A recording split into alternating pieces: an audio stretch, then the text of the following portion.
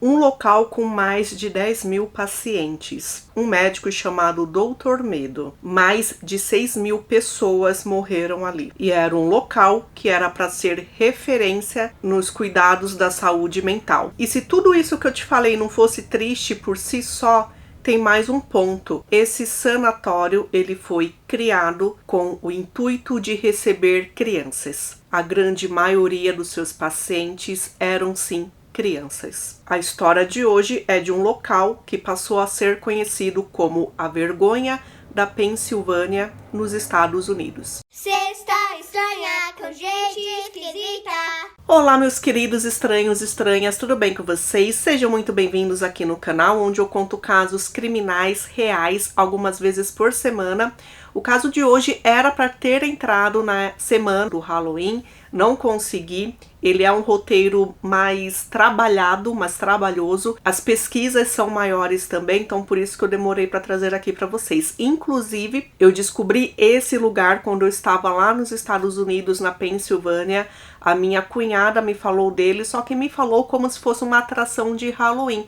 E aí a gente descobriu que por trás esse local foi aberto, existiu há muito tempo atrás. Até hoje a estrutura está lá, então em alguns momentos pode ser que eu traga fotos ou imagens de quando eu estive lá. Então é uma história triste. E é uma história que tem os dois lados, o lado criminal e o lado depois, que foi o lado sobrenatural. Há muitos relatos de acontecimentos de pessoas que ficaram ali naquele local, afinal foram mais de 6.000 mortes. Enfim, eu não vou ficar me falando muito agora na apresentação, porque a gente vai conversar aí no decorrer da história, tá? Então a história de hoje, gente, é do caso que a gente pode chamar como sanatório, manicômio, hospital psiquiátrico, chamado Penhurst, que fica na Pensilvânia, Estados Unidos. Provavelmente eu vou citar mais ele como sanatório, né? Para mim vem de saúde mental, sanidade, sanatório, então pode ser que seja a palavra que eu mais use aqui para descrever esse local. Então vamos lá. Gente, esse vídeo provavelmente vai ficar longo, então ele vai ser dividido em algumas partes. Fiquem de olho aí na minutagem, tá? Então eu vou trazer o caso da história de Penhurst. Depois de contar toda a história, eu vou trazer também relatos de pessoas que moraram lá em Penhurst, que saíram de lá vivas e puderam contar suas histórias. Tem também a minutagem, as pessoas que colocaram seus relatos na internet porque elas moraram lá um tempo ou aconteceram coisas com seus parentes lá, ou elas trabalharam lá, então tem esses relatos também. Também tem o relato sobrenatural, tá? Então eu assisti alguns documentários de pessoas retratando o que aconteceram lá em Penhurst, lembrando que é a parte paranormal. E por fim, o meu relato do dia que eu fui lá, o que aconteceu comigo quando eu fui lá e o que eu achei dessa experiência.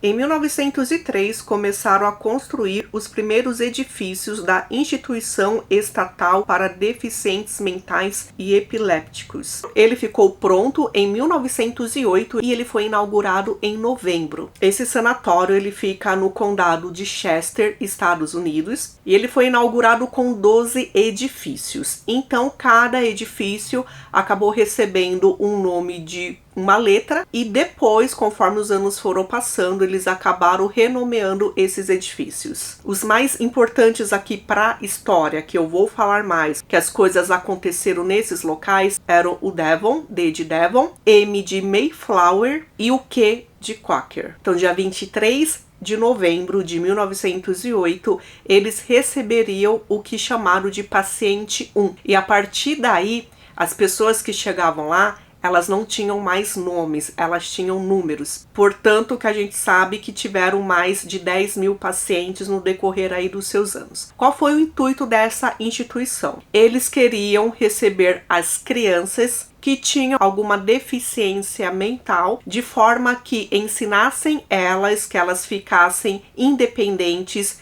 autossuficientes e sabendo que elas não poderiam ser cuidadas em casa. Os epilépticos também se enquadravam aí, porque naquela época, gente, em 1908, não se sabiam, não entendiam qual era essa doença, não sabiam os medicamentos para tratá-la, né? Hoje a gente vive com epilepsia em casa com tratamento, só que naquela época não, era algo tido como estranho. Só que assim, a gente vai falar a verdade aqui, e a verdade é o quê? Que as crianças com debilidade mental, elas eram uma vergonha. Elas eram uma vergonha para a sociedade, para todo mundo que vivia ali. Então você ter uma pessoa com deficiência na sua casa não era legal. Penhurst era um estabelecimento estatal, era do país, não era privado. Então, para esconder essas crianças da sociedade, eles resolveram receber essas crianças. Então, as crianças deixaram de ter pais e mães e essas crianças passaram a ser responsabilidade do Estado. O Estado iria cuidar delas, só que na verdade o Estado nunca cuidou dessas crianças. Só um adendo aqui também, tá, gente? No momento inteiro eu vou falar crianças e realmente os pacientes eram chamados de crianças lá. Mesmo que eles tenham crescido, mesmo que eles tenham realmente chegado lá crianças, se tornado adultos, eles sempre serão crianças. Gente, logo no início, lá em 1912, houve uma grande pressão para que eles admitissem, recebessem pessoas diferentes, né, do que era o original ali. Na verdade, eles queriam mandar para Penhurst todas as pessoas que não seriam aceitas para viver na sociedade. Então, eles começaram a receber ali em Penhurst imigrantes ilegais, órfãos, criminosos e outras pessoas que o Estado achasse que mandariam para lá. Penhurst, gente, é um local assim enorme. Conforme os anos foram passando, foram construindo mais edifícios para receberem mais pessoas. E, gente, no primeiro ano, basicamente, Penhurst já estava lotada. Então, a sala de aula, porque além de ser um hospital, teria que ser uma escola para as crianças. A sala de aula acabou se transformando em um quarto. Penhurst era autossuficiente.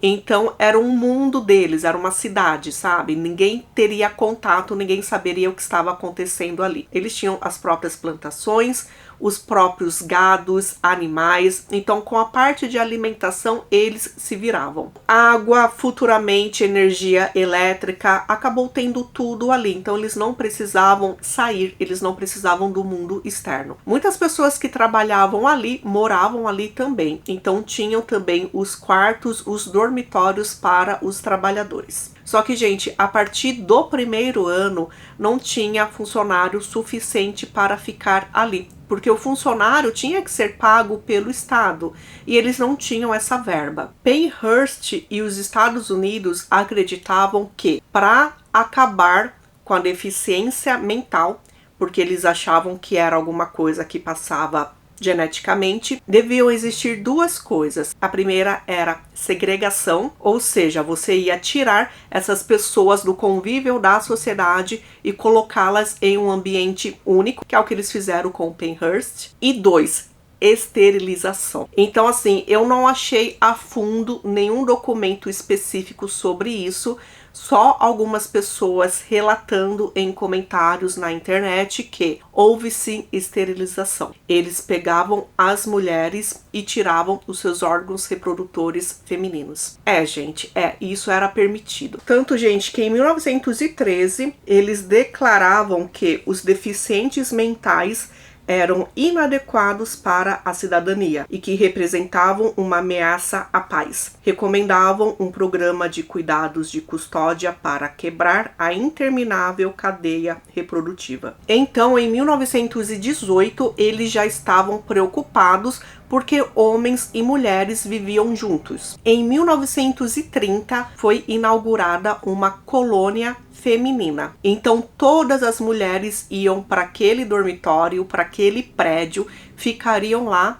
e não teriam contato com os homens. E os homens também eram proibidos de chegarem até ali. Dessa forma, eles impediriam que houvesse a reprodução naquele ambiente. Em 1930 também outros prédios foram inaugurados e eles ficariam só com essa quantidade de prédios até 1971. A cada 2 anos se fazia um relatório do que acontecia ali em Penhurst, como era a vivência ali naquele sanatório. Só que na verdade, né, gente, parece que era tudo escondido, que era só para ficar no papel, como se fosse um local que estivesse funcionando corretamente. Então, num relatório do dia 31 de maio de 1930, consta que há 1.247 residentes. E deles, 192 são funcionários. E aí eles citam também que, nesse momento, foram inaugurados prédios femininos e que tirariam, então, uma quantidade de alunos ali dos outros prédios para levar para lá. Isso faria com que Penhurst tivesse mais espaço para novas crianças. Por quê? Porque a cada ano eles recebiam pelo menos 200 pacientes. Lembrando que muitos morriam, né? Então eles conseguiam mais vagas. Só que, gente, tudo isso com uma super lotação. Bom, chegou ao determinado ano que lá dentro tinham 3.500 residentes. E era impossível, sabe, essa quantidade de pessoas viverem ali. Então o que acontece? Eles pegaram mais pessoas, transferiram pessoas para ficarem no que eram antes os prédios administrativos. Então Penhurst chegou a ficar com 4.100 residentes. Só que como esses anexos eram anexos desmembrados de Penhurst, fazendo as contas, acreditavam que a população de lá tinha diminuído. Então, em 1961, eram 3.200 pessoas vivendo naquele local. Somente em 1966, aí a gente verifica que há uma evolução, né?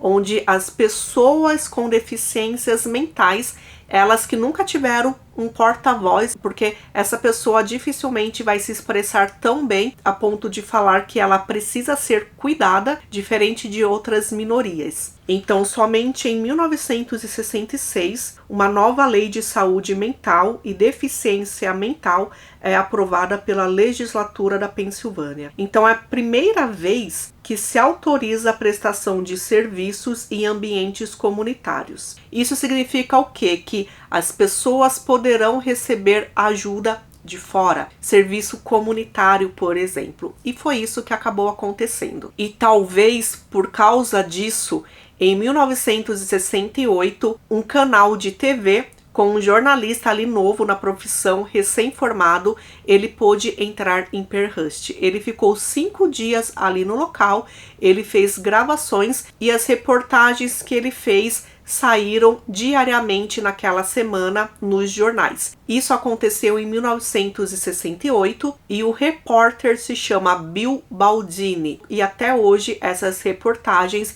elas são vistas e chocam, porque é a primeira vez que as pessoas sabem e veem o que acontece dentro de uma instituição dessa. Bill deixou bem claro que o que acontece ali em Penhurst não é culpa dos funcionários sobrecarregados.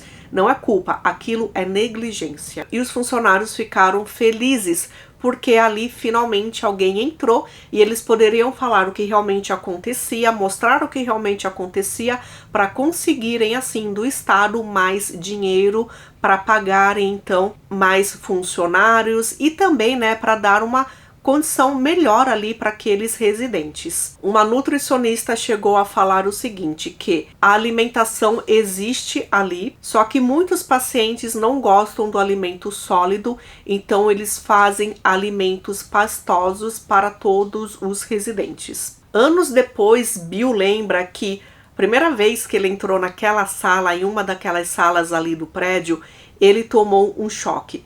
Tanto pelo que ele viu, que também são coisas que eu vou trazer aqui para vocês, tanto pelo que ele sentiu, que a gente não pôde sentir. Era uma sala com 800 pessoas amarradas em suas camas, em seus berços, elas estavam presas e era nítido que elas tinham algum tipo de problema.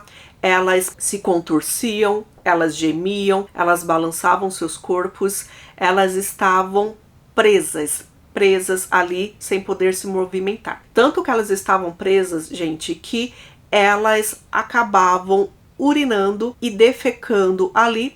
Então eram pessoas que estavam deitadas nas suas próprias fezes. Então ele disse que o cheiro disso era terrível, era insuportável. Tanto que ele deixou bem claro que a culpa disso não eram 2 funcionários, para vocês verem, eram 9 médicos para mais de 3.000 residentes.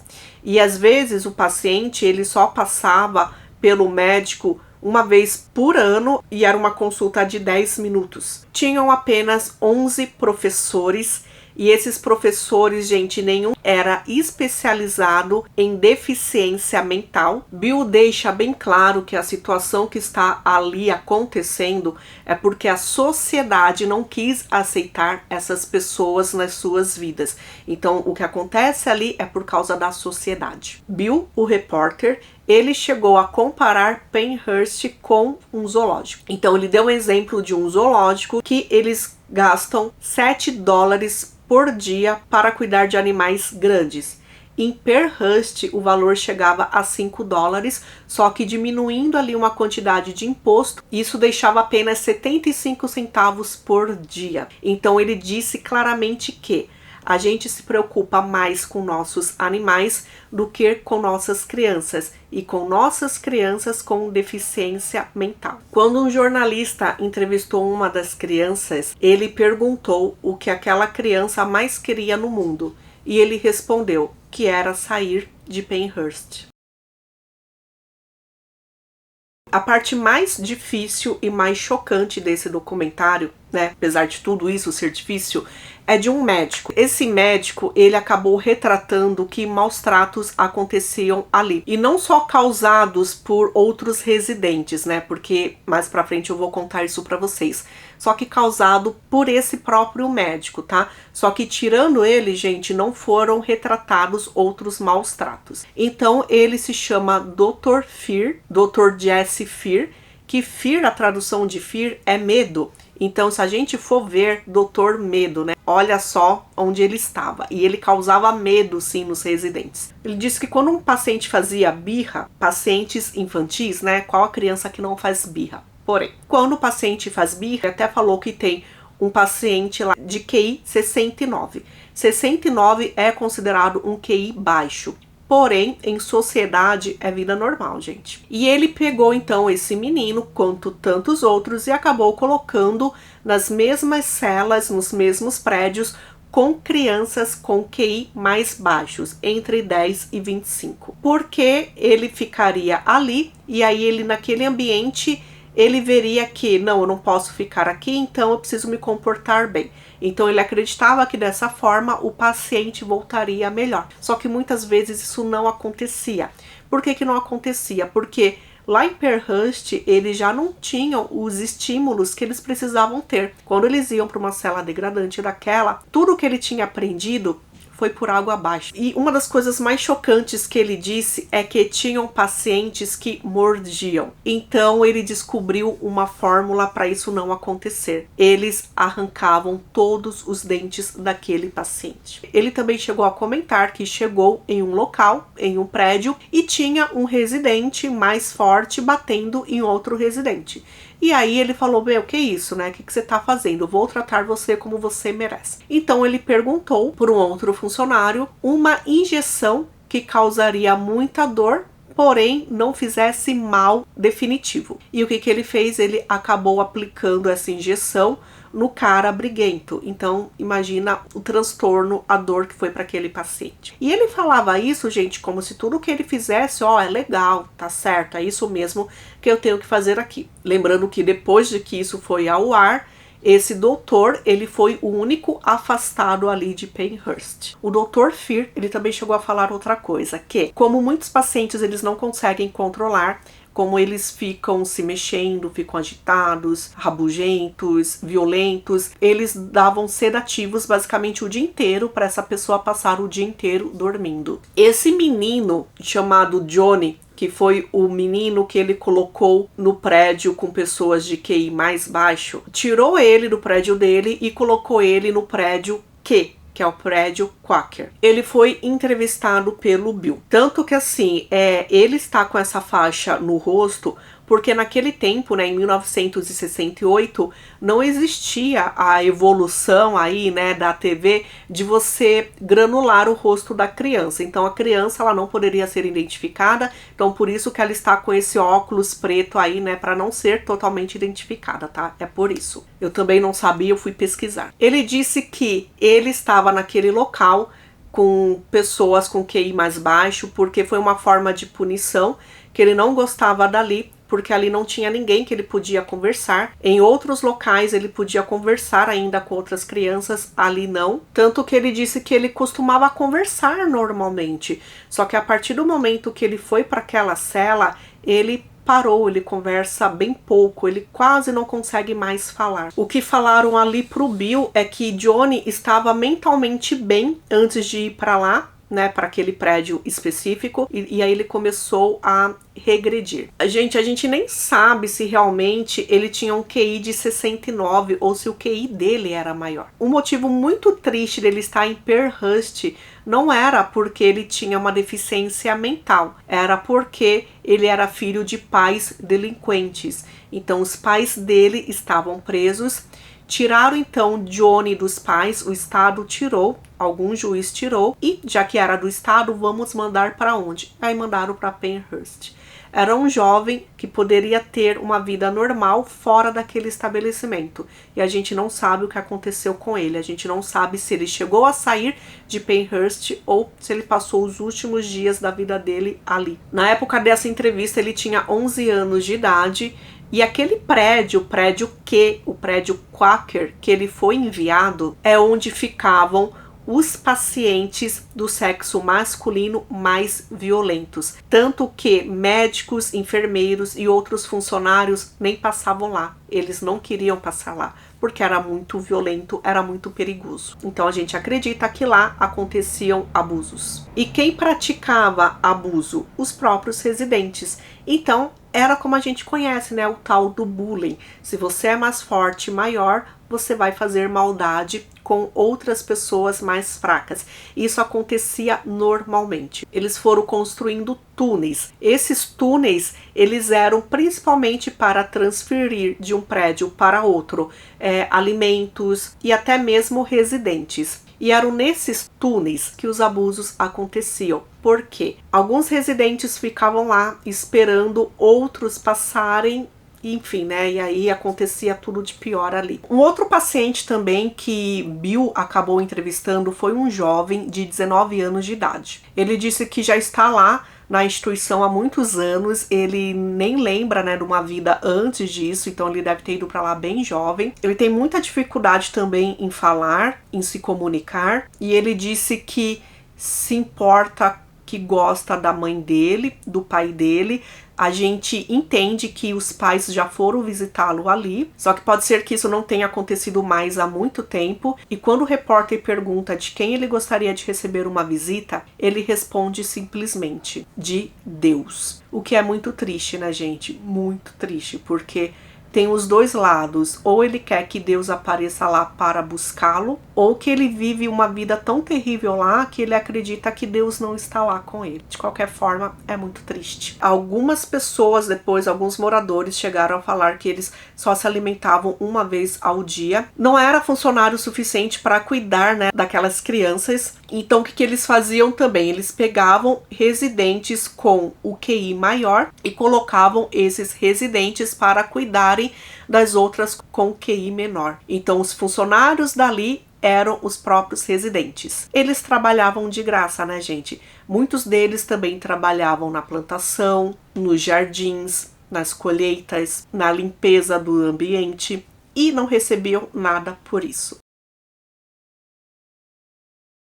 E dentro ali daquela mesma instalação, algumas pessoas tinham vários benefícios, alguns alunos tinham benefícios, então tinha parte legal também. Cerca de 200 alunos, eles tinham o tratamento devido, como era para ser em toda a instituição. Então sim, foi mostrado, por exemplo, salas divertidas, salas com pinturas bonitas nas paredes e alunos, sabe? Então alunos assim aprendendo a escovar os dentes, aprendendo a manusear, a ser autossuficiente.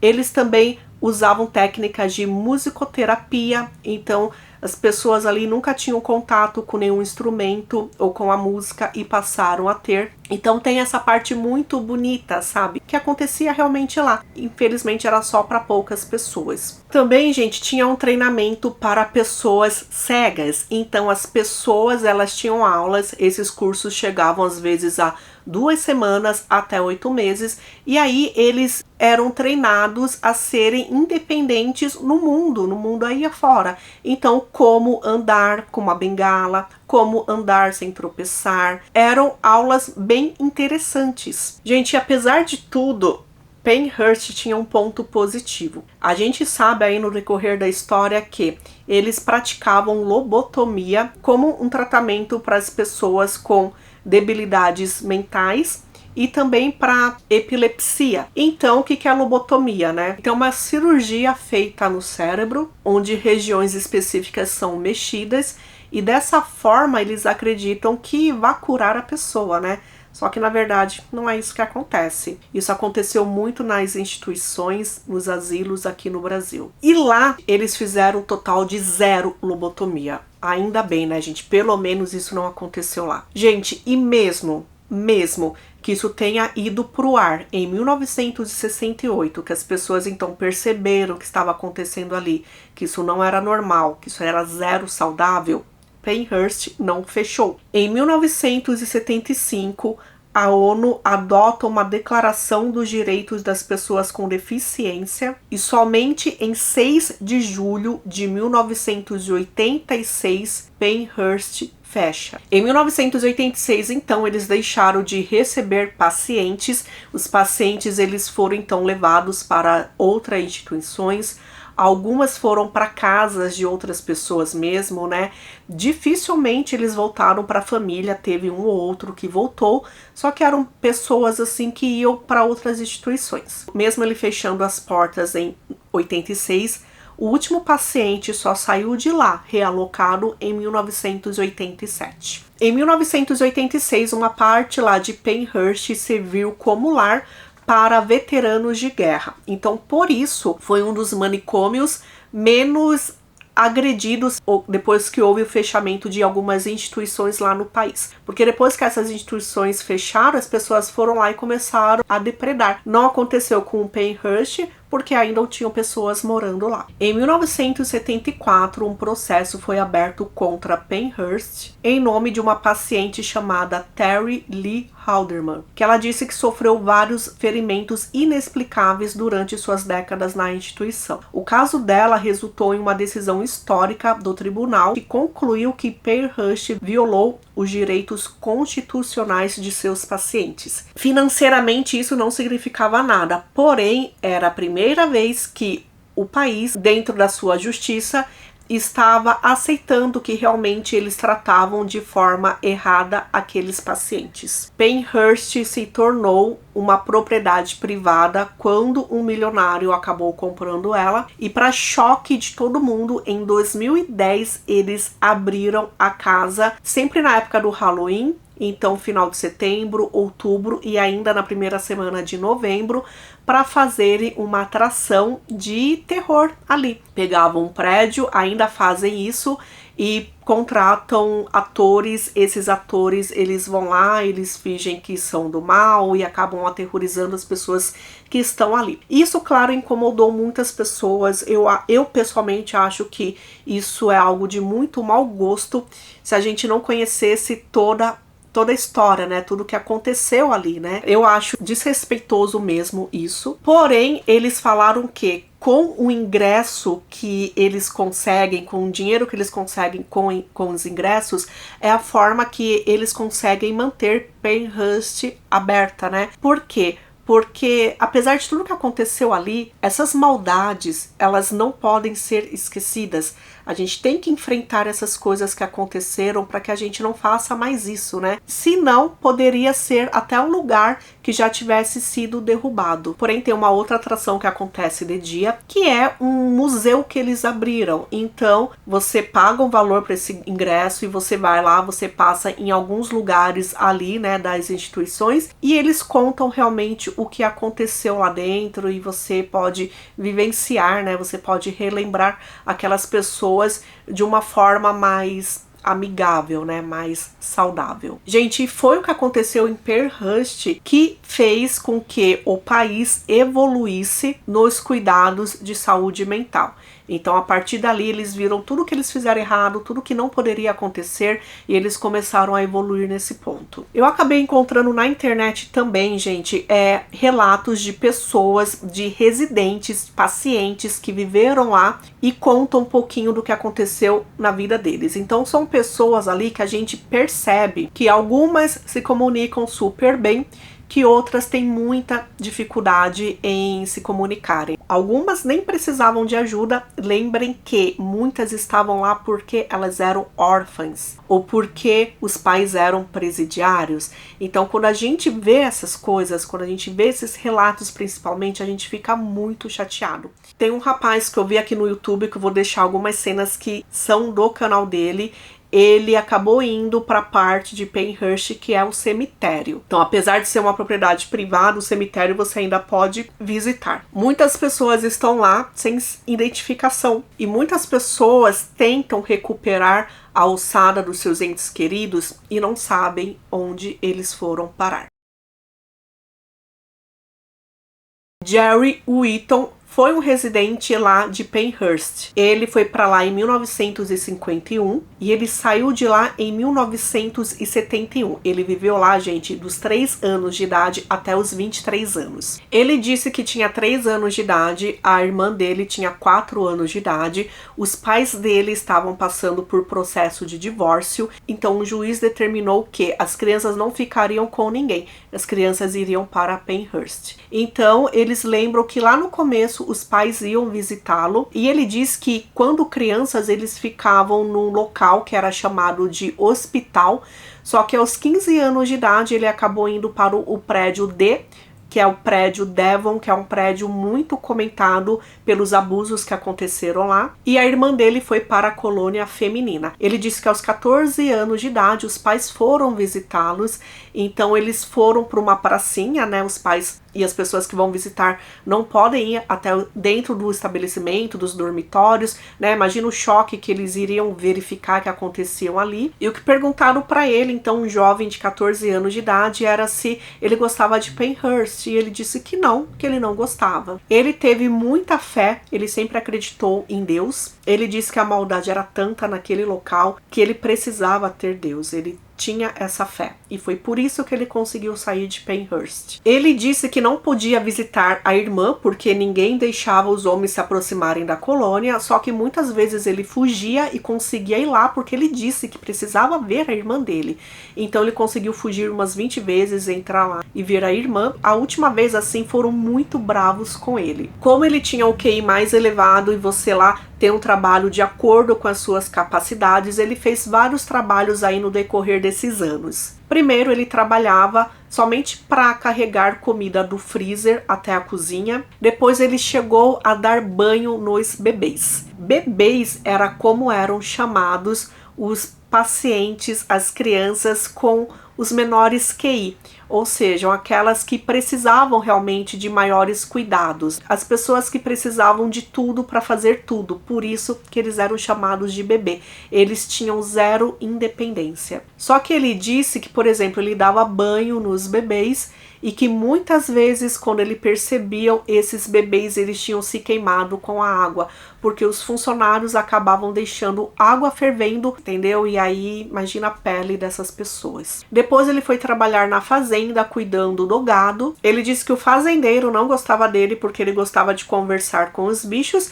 e ele dava nome para os bichos, e ele disse que não podia. E aí teve um trabalho que ele gostou muito de fazer, que foi ser barbeiro. Então ele começou a barbear as pessoas.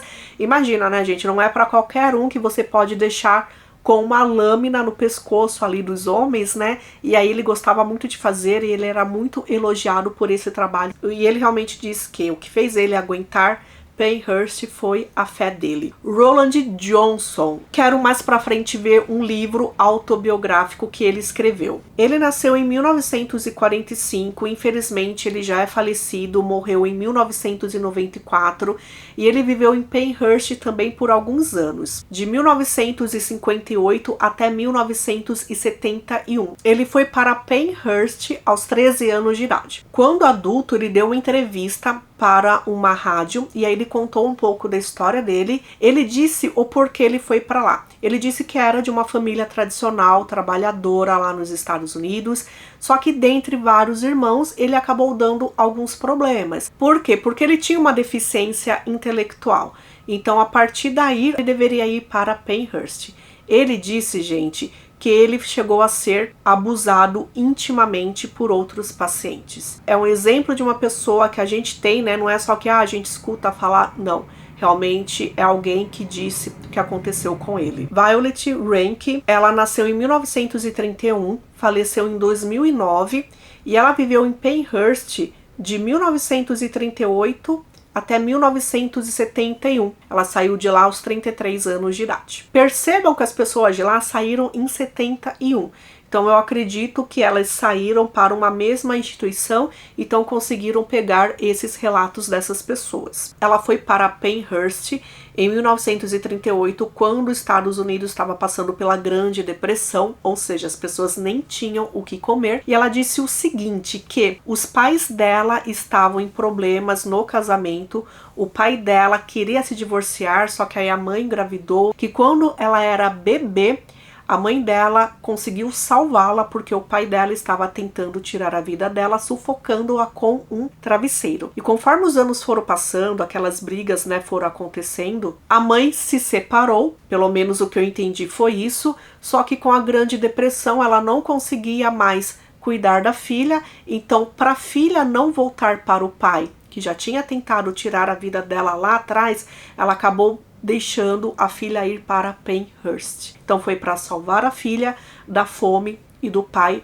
que ela mandou para a instituição. Ela disse que ela terminou os estudos lá e que depois ela começou a trabalhar lá. Ela tinha um trabalho que chamava de esfregar a seco, que nada mais era do que uma enceradeira, e aí ela acabava encerando o chão, só que sem molhar, sem água, nada disso. Eles usavam, inclusive, essas enceradeiras para tratamento dos pacientes. Então, os pacientes muito agitados, que ficavam andando para lá e para cá, eles davam esse instrumento e eles continuavam andando para lá e para cá, né? Empurrando a enceradeira. Dessa forma, eles ficavam tão cansados que facilitava com que eles dormissem à noite. Violet, ela conseguiu sair de Penhurst porque passou a ter uma deficiência visual, então ela acabou recebendo um apoio externo e ela foi para uma outra instituição. A partir daí ela conheceu também o marido dela, né, um homem que se tornaria o marido dela. E ela faleceu e apenas um ano depois o marido dela faleceu. E o último paciente de Penhurst, um homem chamado Percy Simons. Percy é um homem que a gente percebe que não consegue se comunicar, ele tem bastante dificuldade, ele solta alguns sons, então ele deve ter sofrido bastante em Penhurst, porque aparentemente ele era uma pessoa dependente. E ele nem gosta de falar de Penhurst. O que falaram, né, para a entrevistadora é que o apelido dele lá era Homem-Aranha, porque ele ficava subindo nas árvores, subindo nos prédios, e ele gostava de cuidar do jardim. A profissão dele era cuidar do jardim. Ele viveu em Penhurst de 1971 até 1987, né? Como eu falei para vocês, Penhurst fechou em 86, os últimos pacientes foram saindo, em 87 ele foi o último. Ele disse que nem queria sair de Penhurst, foi difícil tirar ele, afinal aquele era o lar dele. Só que aí quando falaram que ele teria um quarto só para ele, uma TV só para ele, no lugar que ele iria, né, ele acabou aceitando e indo. Quando a entrevistadora pergunta para ele, gente, alguma lembrança lá de Penhurst, é nítido que ele fecha os olhos, ele começa a lembrar. É um sofrimento tão grande, tão perceptível, que mesmo com o silêncio dele, a gente percebe que infelizmente ele passou horrores ali. Tanto que a entrevistadora acaba encerrando, dizendo que ele não precisa se lembrar, que a entrevista acaba por ali. Existe uma página de Penhurst, que é daquele museu, daquela comunidade, né, para relembrar as pessoas, e algumas pessoas acabam colocando relatos lá, principalmente do que vivenciaram ou do que seus parentes vivenciaram quando moraram lá. E aí eu selecionei algumas chocantes, né, pra gente perceber o que acontecia. Quando eu e minha irmã mais velha tínhamos 4 e 5 anos, nossa mãe ficou doente e ficamos em Penhurst por alguns meses no verão de 1956. Nosso pai veio nos buscar depois que nossa mãe se recuperou. Então, olhando para trás, eu acredito que Penhurst provavelmente aceitou pagamentos privados para abrigar crianças temporariamente. Então, eu não sofri nada de mal naquela instituição. Uma mulher chamada Diane, ela disse que o primo dela, chamado Charles Kennedy Getz, nasceu com hidrocefalia, que é acúmulo de água no cérebro. Ele foi colocado em Penhurst aos 4 anos de idade e aos 14 anos ele faleceu. Na certidão de óbito, escreveram que ele era um idiota. Nossa, é um absurdo isso, né? E ele morreu de broncopneumonia. Ela acredita que isso aconteceu porque ele recebia banhos gelados. Esses banhos gelados, gente, eram um tipo de tratamento que eles usavam naquela época, isso no mundo inteiro, até aqui no Brasil, como forma, né, de tratar. Outro depoimento. Minha avó trabalhou em Penhurst nos anos 50. Ela descreveu isso como pessoas empilhadas como lenha. Outra pessoa. No fim da década de 80, conheci uma adorável senhora chamada Jane. Jane havia sido libertada de Penhurst para morar em uma casa de um grupo de apoio. Ela contou que ela e seu irmão mais novo foram deixados em Penhurst quando crianças, vestindo roupas muito bonitas. Seus pais não tinham mais condições de cuidar deles. Ela nunca aprendeu a ler ou escrever, só que ela tinha boas lembranças da sua vida lá. Ela era muito bonita e logo foi avisada pelas funcionárias para ficar longe dos homens, como ela mesma disse.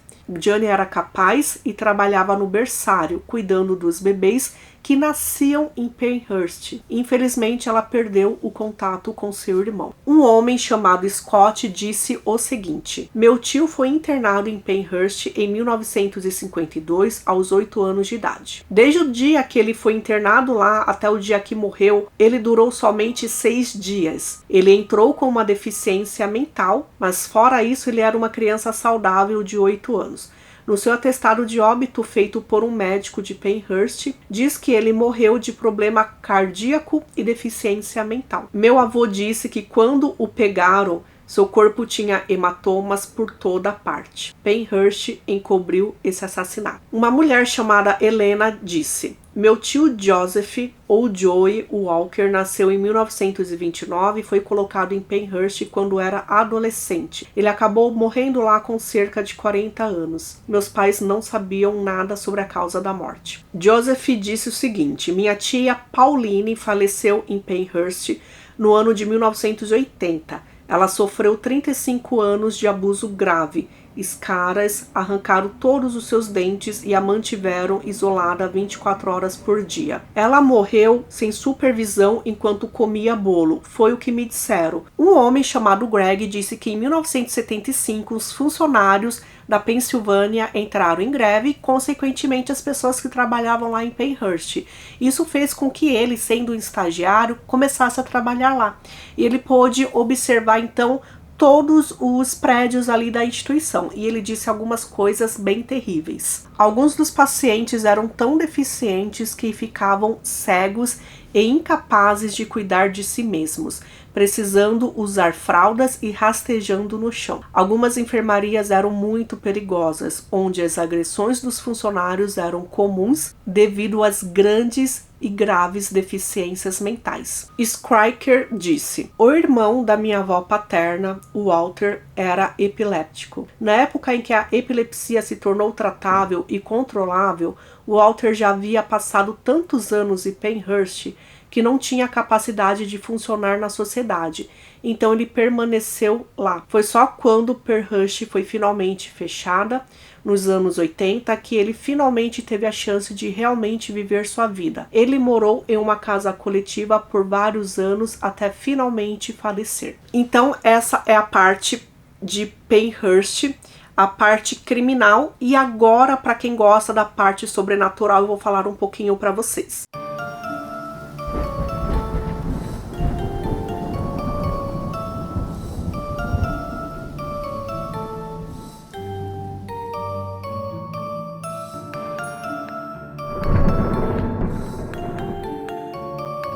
Quando eu estava pesquisando esse caso e também a parte sobrenatural, eu vi que muitas pessoas descobriram que existia Penhurst, do que aconteceu lá, por causa de um programa sobrenatural que passou em 2009, que é um episódio de Ghost Adventures, que no Brasil é conhecido como Destinos Paranormais. Infelizmente, eu procurei no Investigação Discovery e tem esse programa, só que não o programa de 2009. Então eu acabei assistindo outros dois programas. Um chamado Manicômios Assombrados e outro chamado Portal para o Além. O Manicômios Assombrados, eu não gostei dele, gente, porque ele diz muita coisa errada, por exemplo, falando várias vezes que os funcionários de lá maltratavam e abusavam dos pacientes, quando, né, depois de tanto estudo, eu vi que não era bem assim. Uma coisa interessante é que eles entrevistaram uma mulher que ela foi segurança lá por muitos anos, que ela também foi entrevistada rapidamente no Portal para o Além.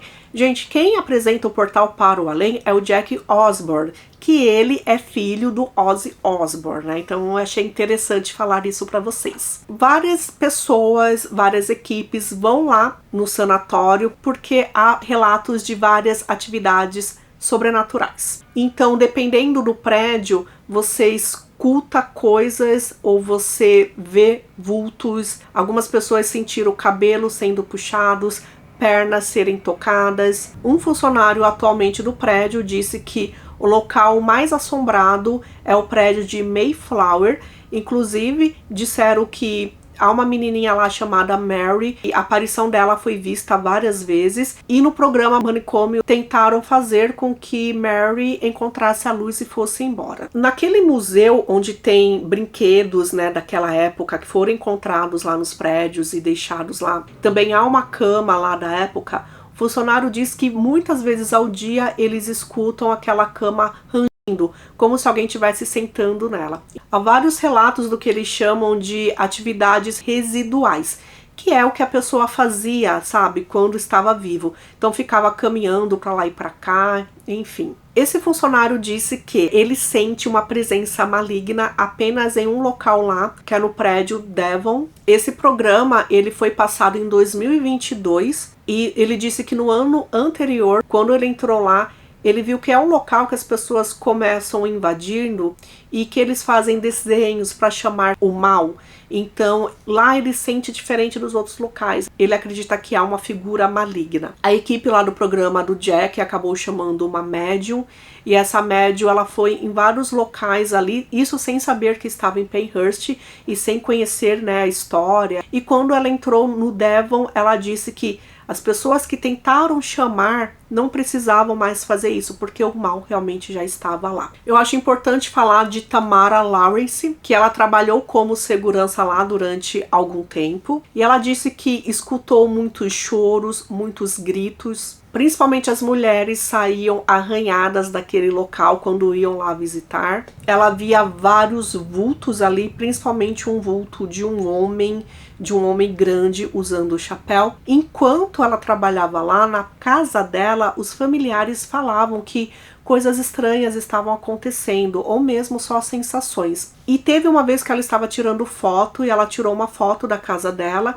e tinha um raio nessa foto. E comentaram com ela que um homem que foi visitar também Penhurst acabou levando uma foto que ele tirou no local, em um outro local, com aquele mesmo raio. Então, né, que coincidência. Ela acabou escrevendo um livro inspirado nos acontecimentos, né, que ela presenciou lá. E ela disse que quando escrevia esse livro, ela sentia uma presença ali perto dela, só que ela orou muito, né, e acabou indo embora, e ela acabou deixando de trabalhar na instituição e realmente as coisas sumiram. Também há no fórum um relato de uma atriz que ela trabalha na atração Mal Assombrado e ela diz que sempre sente alguém ali, os atores também sentem, alguns saem de lá totalmente arranhados depois que tiram ali as tinturas de seus corpos, e ela diz que toda a sala ela pede permissão para entrar, tipo, ó, só tô aqui trabalhando, não vou fazer nada de mal para vocês, porque ela acredita, né, e os outros atores também, que eles estão invadindo a moradia de outras pessoas, então é o mínimo que eles podem fazer, é isso, né? Bom, agora eu vou contar um pouquinho da minha experiência lá, lembrando que quando eu fui lá eu não sabia de nada disso, isso eu comecei a pesquisar depois que eu cheguei aqui no Brasil, e eu não sei, sabe, se eu teria ido, né, porque vou ser a desbravadora, eu não sei se eu teria essa mesma vontade de ir lá se eu soubesse, né, toda a história. Eu fui lá, meu primo também estava lá, que também mora aqui no Brasil, e nós dois gostamos de terror, e a minha cunhada sugeriu que a gente poderia ir lá, né, para essa atração, e aí ela mesmo pesquisando descobriu que Penhurst existiu realmente, e o que eu só soube que era um manicômio, né, chamado de Asylum, que eu até acabei falando no vídeo, que se eu apresentar aqui para vocês, eu acabei falando como asilo, né, que também, de certa forma, antigamente, esses locais que recebiam pessoas com deficiências mentais, eles eram chamados de asilos também. No programa com o Jack Osbourne, ele fala, e outras pessoas falam também, que chegando lá, já começaram a sentir aquele peso do local, que era um local pesado. Todas essas gravações que eu vi, o pessoal foi lá no momento que já estava chegando o inverno, então era diferente, era realmente um local mais nublado. Só que quando eu fui, tava um lugar lindo, era um dia bonito de sol e também estava claro, o verdinho tava lá. Então é claro que dá aquele aspecto assim de local abandonado, porém eu sabia que estava tendo, né, esse local mal assombrado aí, essa atração, e qualquer coisa, né, se fosse fácil assim de perguntar, quem sabe a atração ali do museu, né? Só que a parte do museu seria de dia. Eu não encontrei ali, gente, não há placa de nada. A gente entrando ali, parece que é um local realmente abandonado. A gente teve dúvidas se conseguiria entrar, só que a catraca subiu pra gente, então a gente entrou. E é um mundo, né? A gente foi só em uma parte de onde a gente deixou o carro, daria ir pra outra parte, a atração de terror. Só que a gente resolveu não ir lá, né, gente? Lembrando que é uma propriedade privada. Para ir, né, naquele show teria que ser à noite, e aí a gente acabou voltando pro carro, e no momento, assim, antes de entrar no carro, eu acabei espiando nesse local aí que tinha umas janelas quebradas, só que lá dentro não tinha nada, era como se fosse um teatro abandonado. E aí foi nesse momento que um homem se aproximou. Eu não sei inglês, tá? Então ainda bem que meu primo sabe. E aí esse homem falou que não era pra gente estar lá, que lá é um local privado. E a gente lembra que lá nos Estados Unidos, se você vai pra um local privado, você pode ser recebido, né, com tiros. Meu primo acabou falando, não, tudo bem, a gente veio por causa da atração, mas só que a gente vem à noite. Ele, não, à noite vocês serão bem-vindos, né? Então, assim, o mais engraçado, que virou engraçado, só que bateu aquele medinho, né, da gente se tocou que a gente não poderia estar lá, é que esse homem, ele foi atrás da gente, tipo com um carrinho, sabe esses carrinhos de golfe? E um monte de corpos atrás do carrinho. Claro que eram bonecos, né? Só que era muito surreal.